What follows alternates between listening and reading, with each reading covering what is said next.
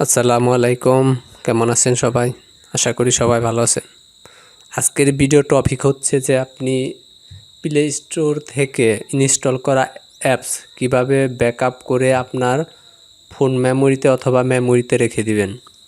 আমরা মোবাইলে যে সব সফটওয়্যার ব্যবহার করি তার বেশিরভাগ সফটওয়্যার আমাদের অতি প্রয়োজনীয়। অনেক প্রয়োজনীয় হওয়া সত্ত্বেও অনেক সময় আমাদের কিছু প্রয়োজনীয় সফটওয়্যার আনইনস্টল করার প্রয়োজন হয় বা আমরা মনের ভুলে অনেক সময় আনইনস্টল করে ফেলি। আবার দেখা গেল যে ওই সফটওয়্যারগুলোই যখন আমাদের প্রয়োজন হয় তখন কিন্তু আবার প্লে স্টোরে গিয়ে ইনস্টল করতে হয় এমবি খরচ করে।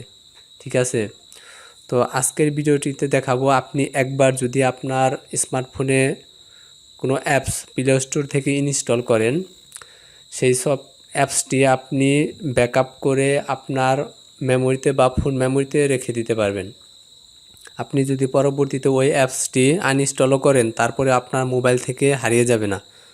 আপনি আবার আপনার মেমোরি বা ফোন মেমোরি থেকে সেটি ইনস্টল করে নিতে পারবেন। আপনাকে আর প্লে স্টোরে গিয়ে নতুন করে ডাউনলোড করতে হবে না এমবি খরচ করে।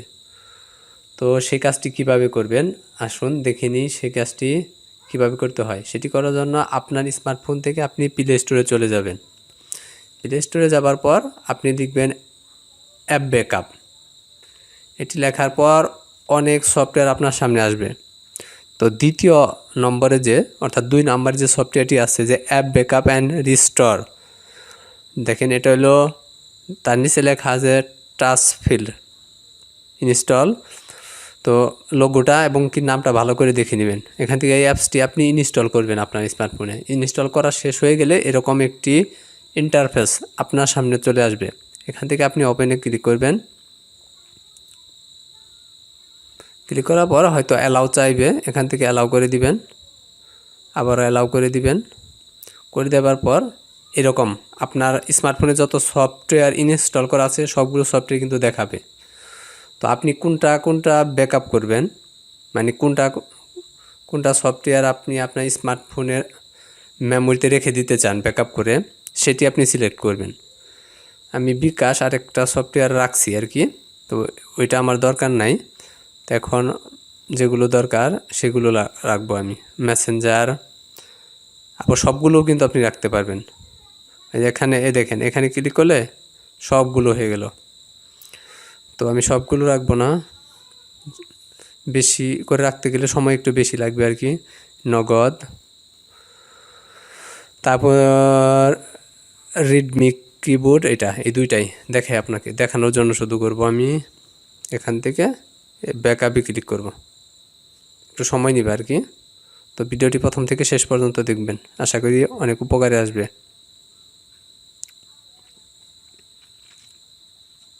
একটা কমপ্লিট, দ্বিতীয়টা হইতেছে, হ্যাঁ কমপ্লিট হয়েছে।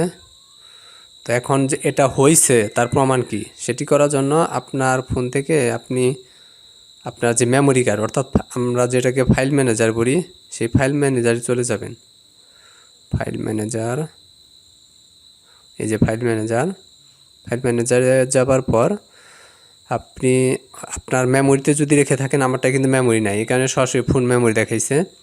যদি মেমোরিতে রাখেন মেমোরিতে যাবেন, আর যদি ফোন মেমোরিতে রেখে থাকেন ফোন মেমোরিতে যাবেন। আমি ফোন মেমোরিতে গেলাম, যাওয়ার পর এনে অল ফাইলসে যাবেন। অল ফাইলসে যাওয়ার পর এখানে আপনার স্মার্টফোনে যতগুলো ফোল্ডার আছে সবগুলো শো করবে। এই দেখেন এখানে লেখা আছে যে অ্যাপ ব্যাকআপ রিস্টোর। ঠিক আছে, ব্যাকআপ রিস্টোর, এখানে ক্লিক করবেন। এখান থেকে এই যেখানে, ঠিক আছে দেখেন নগদ, তারপরে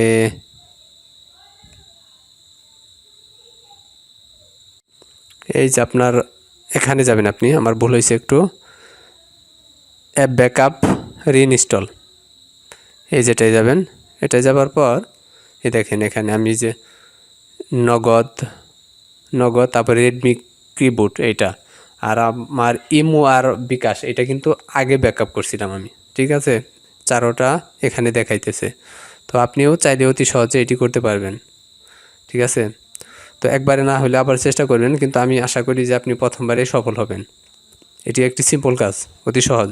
ঠিক আছে, তো আজকের এই ভিডিওটি এই পর্যন্তই। যদি ভিডিওটি আপনার কাছে ভালো লাগে এবং কি কোনো উপকারে আসে, তবে আমি মনে করব যে আমার ভিডিও বানানো সার্থক হয়েছে। আর ভিডিওটি ভালো লাগলে অবশ্যই ভিডিওটিতে একটি লাইক দিবেন। আর যদি ভিডিওটি ভালো নাও লাগে তবে অবশ্যই কমেন্ট বক্সে জানাবেন যে ভিডিওটি কেন ভালো লাগেনি। ঠিক আছে, আর চ্যানেলটির পাশে থাকার জন্য অবশ্যই আমার চ্যানেলটি সাবস্ক্রাইব করবেন।